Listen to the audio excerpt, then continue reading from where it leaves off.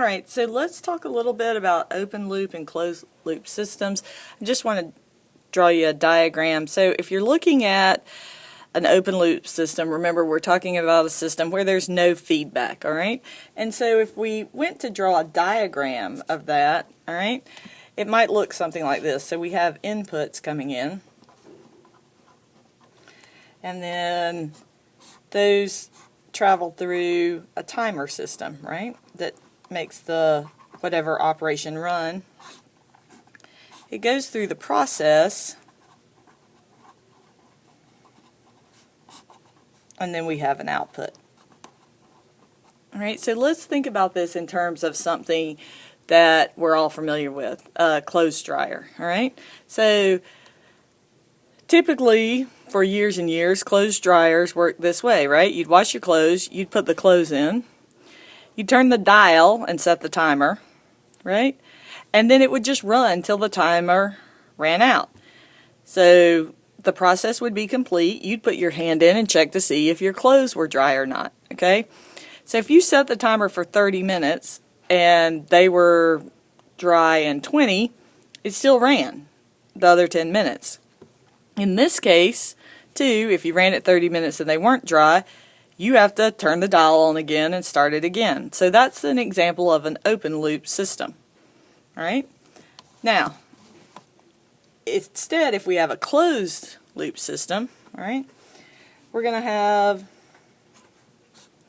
a controller in place of the timer. And you're going to set something like the desired dryness. But you're going to enter some kind of set point. Okay? And you put your inputs in. Alright? They go through here and come to the process.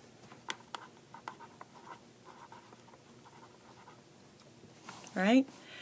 And then as they come out, alright, there's going to be a feedback loop.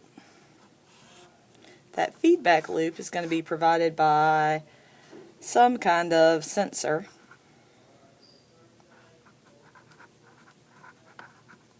Alright, that's going to make adjustments,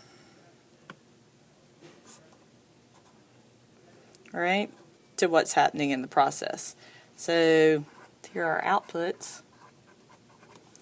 This is the feedback loop here.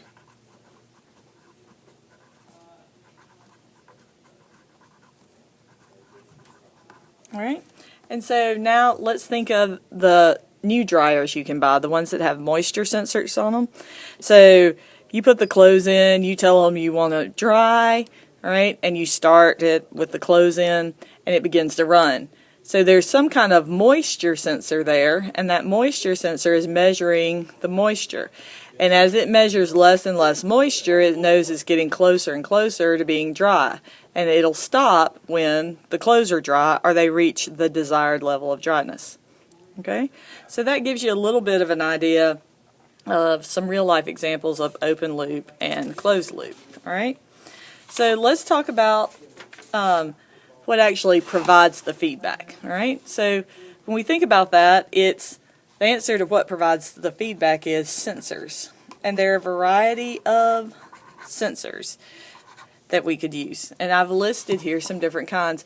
Some that you'll be familiar with and some that you won't. Limit switches, potentiometers, phototransistors, photoresistors, thermistors, that would be temperature. Phototransistor would be a light switch, yes or no. Photoresistor would be like how much light.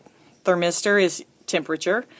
IR, ultrasonic. You can have GPS, color, moisture, reed switch, smoke. You could have carbon monoxide, carbon dioxide. You could have oxygen sensors, other particular chemical sensors, force, pressure, and machine vision.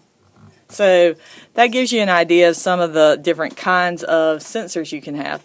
And there are numerous numbers of sensors. So after we begin to look at sensors, the next thing we have to look at a little bit of is what kinds of sensors there are and how they can be used in applications. So we're going to begin to talk about different types of sensors, whether things are analog or digital, and those types of things. So the next videos will be on that, and I'll hope that you'll begin to see where we're going on control systems by talking about sensors and different types of sensors, and then we're going to talk about analog and digital.